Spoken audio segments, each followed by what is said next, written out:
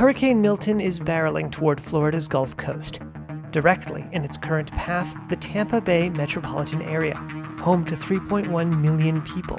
Many of the area's residents have one final day to either evacuate or hunker down and ride it out.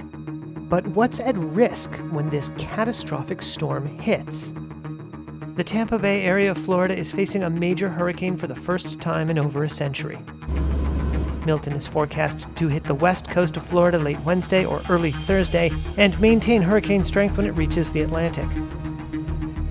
Hurricane winds push seawater called a storm surge onto land. Milton is forecast to deliver a deadly storm surge of 10 feet or more of flooding to much of Florida's Gulf Coast.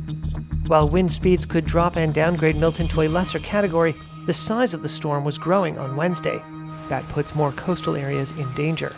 Winds, carrying trees and debris, could damage standing homes and destroy mobile homes and cause power and communication outages.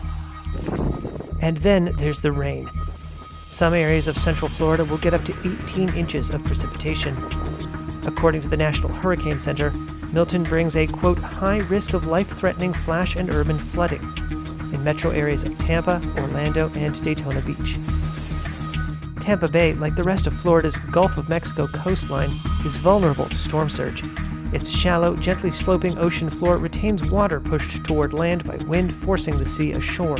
Barrier islands near Clearwater and St. Petersburg are at particular risk. Officials are urging island residents to head for the mainland to avoid drowning. Evacuation orders have been given in low-lying areas and other vulnerable communities in 6 counties around Tampa Bay. Not all residents face mandatory evacuation, but around 1 million people in coastal areas do.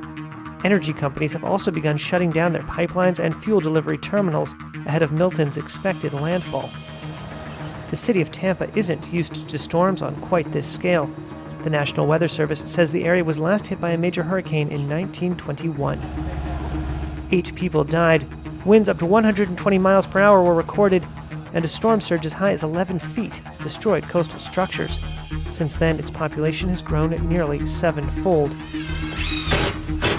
The unnamed hurricane in 1921 was a Category 3.